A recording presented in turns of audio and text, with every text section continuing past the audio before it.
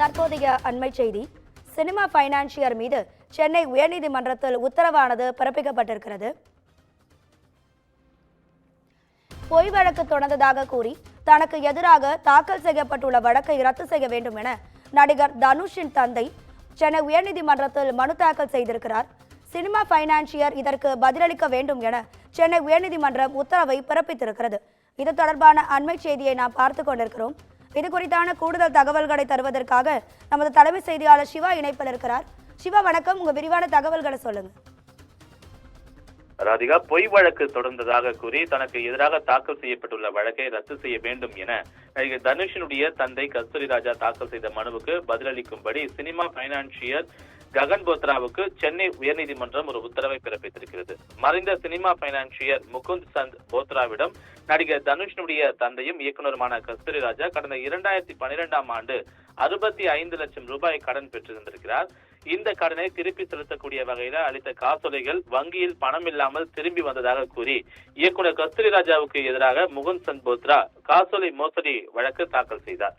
இந்த வழக்கை விசாரித்த சென்னை ஜார்ஜ் டவுன் நீதிமன்றம் 2015ஆம் ஆண்டு வழக்கிலிருந்து கஸ்தூரி ராஜாவை விடுதலை செய்து ஒரு தீர்ப்பை வழங்கியிருந்தது. இந்த தீர்ப்பை எதிர்த்து முகுந்த் சந்த் போத்ரா தாக்கல் செய்த மேல்முறையீட்டு வழக்கும் சென்னை உயர்நீதிமன்றத்தில் தள்ளுபடி செய்யப்பட்டது.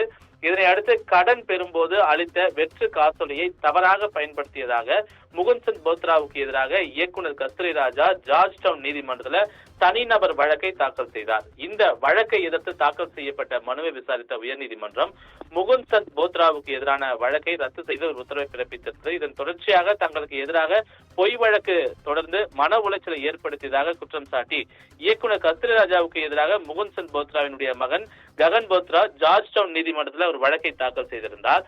இந்த வழக்கை ரத்து செய்ய வேண்டும் என்று இயக்குனர் கஸ்தூரி ராஜா தரப்பில் சென்னை உயர்நீதிமன்றத்தில் தாக்கல் செய்யப்பட்ட மனு நீதிபதி வேல்முருகன் முன்பு இன்று விசாரணைக்கு வந்தது.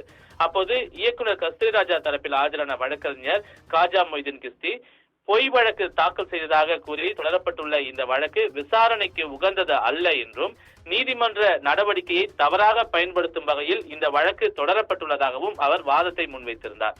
இதனைத் தொடர்ந்து இயக்குனர் கஸ்தூரி ராஜாவுடைய மனுவுக்கு பதிலளிக்கும்படி சினிமா பைனான்சியர் ககன் போத்ராவுக்கு உத்தரவிட்ட நீதிபதி இந்த மனு மீதான விசாரணையை ஜனவரி 28ஆம் தேதிக்கு ஒத்திவைத்திருக்கின்றார். ராதிகா,